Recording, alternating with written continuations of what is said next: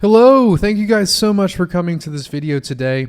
I really appreciate it. It's going to be a good one. We've got a lot of awesome news to cover. We've got an EVM Side Chain coming to Cardano. We've also got many new marketplaces that you can actually use your ADA to pay for real goods in the real world. We're also going to be going into some of the SpaceBudz drama. What's going on there? Did SpaceBudz steal artwork? I'm going to be giving you guys the whole SpaceBudz story, also going into the EVM Side Chain, and also talking about the new addition of all these shops that now accept ADA. If you guys really want to enter a giveaway, stay till the end of the video, and then I will give you the directions on entering an ADA giveaway. We're going to be sending out some ADA in this video. If you guys do enjoy it, make sure you click that like button, comment down below. I'd really appreciate it. Click the notification bell, subscribe. It pushes my channel further out there and brings more users into Cardano. So I hope you guys enjoy the video, and let's jump right into it. So the first thing we're going to talk about today is IOG's new EVM Side Chain. What does that mean? EVM actually stands for Ethereum Virtual Machine. And the reason we need an Ethereum virtual machine is interoperability. Once users have the ability to have decentralized data on a network, right? All Cardano is and all Ethereum is and Bitcoin is a decentralized database of value, right? And once we have this value, it's very naive to think that we're going to be on the same network forever, or we're going to want to use the same product or application forever. So that's why interoperability is so important, because once you have this decentralized database of value, and you actually have some value there, whether that be some NFTs or some ADA or even some ERC20 tokens, you're going to want to actually bring those to other networks that offer you further utility.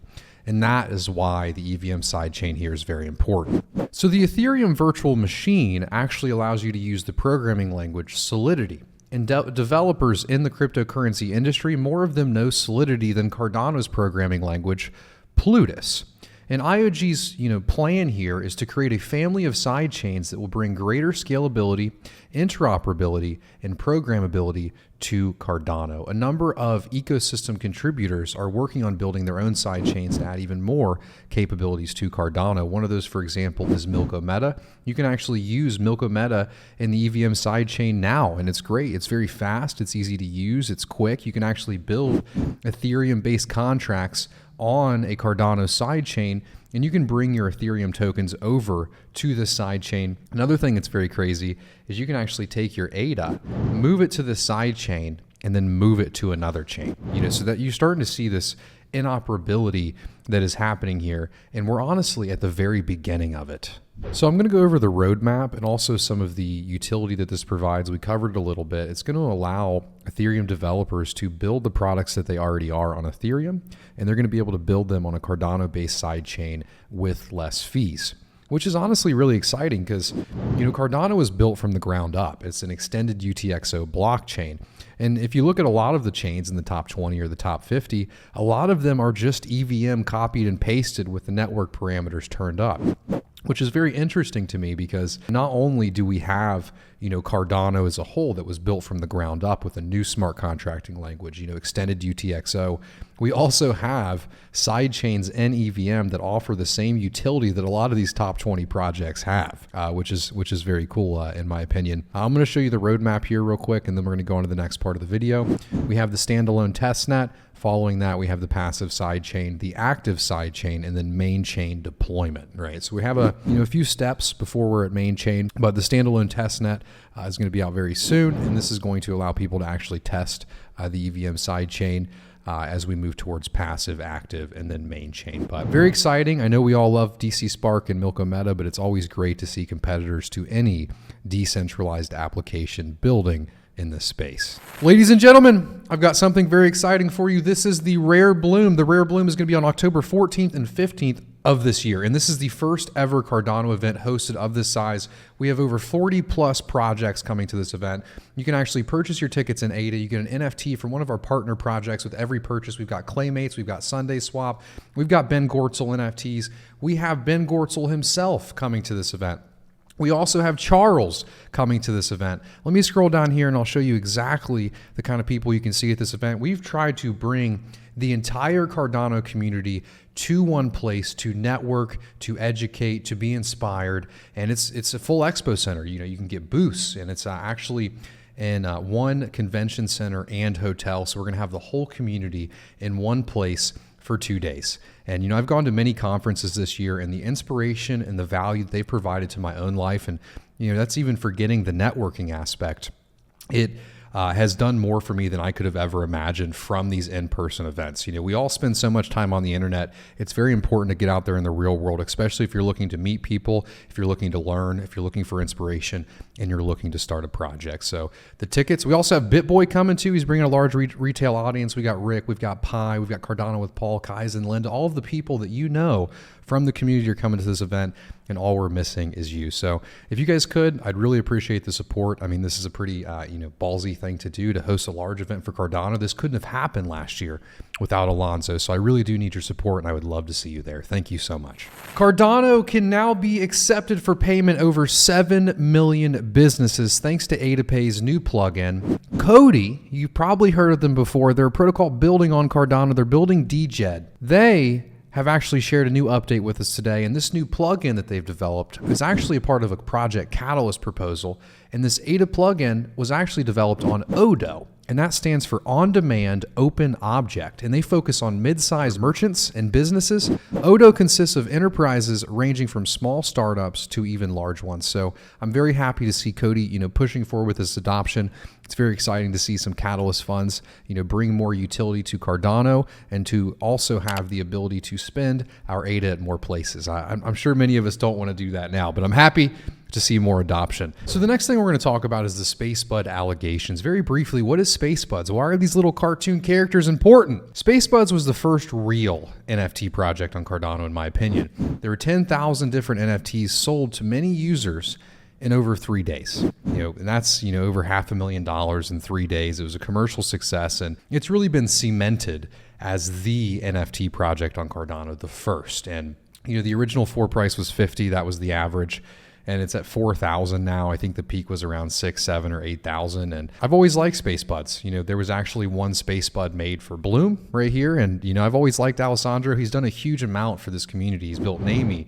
He's built libraries in the background that nobody even realizes how much utility and value they provide to the average Cardano user. However, recently there's been some allegations against SpaceBudz that they have used stolen artwork in the initial drop. So let's go into that. Let's see some of these photos. Let's see some of this, allegedly stolen artwork. Then you can make your own, conclusion. So this is the first one here, and this is the wolf. This is one of the more rare SpaceBudz, and you can see this one's very similar. There's some subtle differences there. You can look at it's a little lighter in the back here. There's the shadow still seems to be there a little bit, but it's been changed.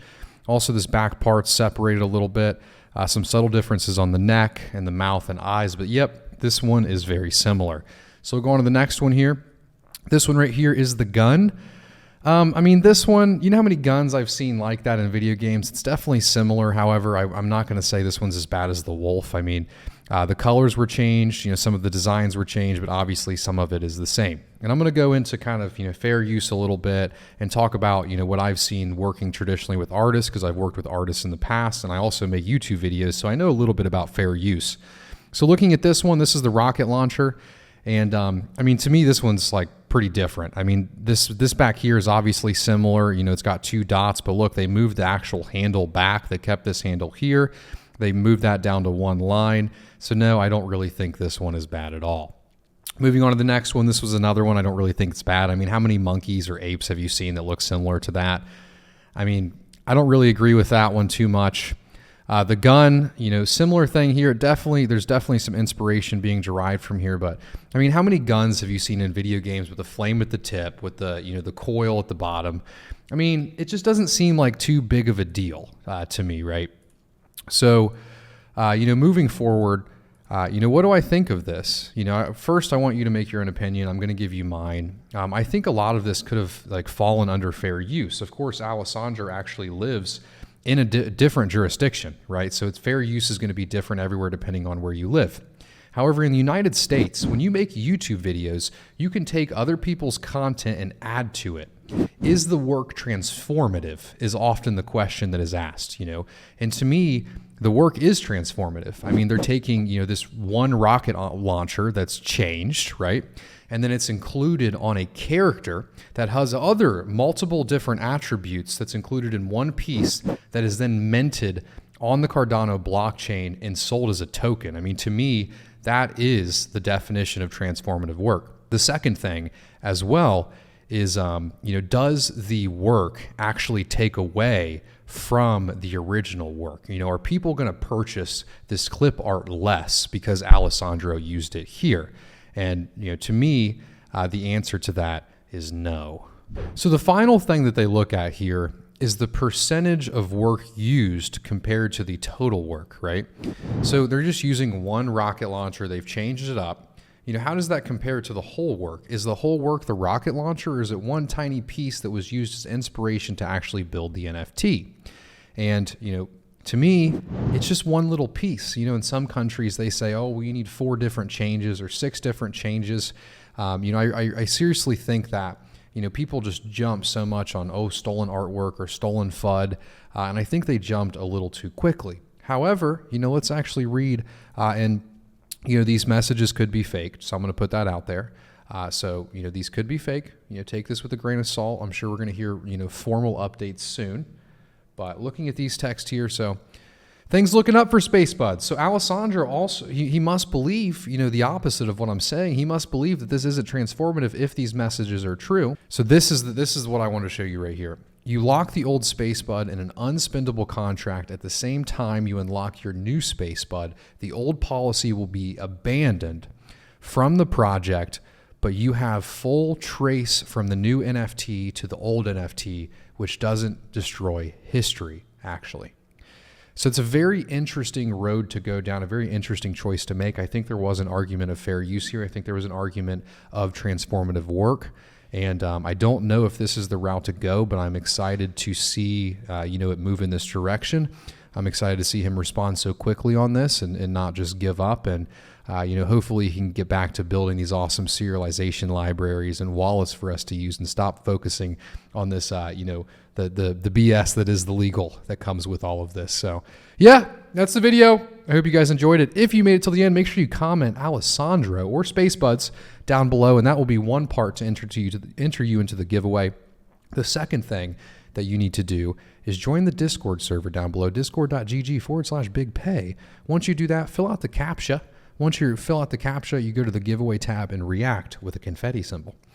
Once you react with a confetti symbol, you will be entered to win 150 ADA straight out of my pocket. So if you guys enjoyed it, make sure you click the like button, subscribe, notification bell, all.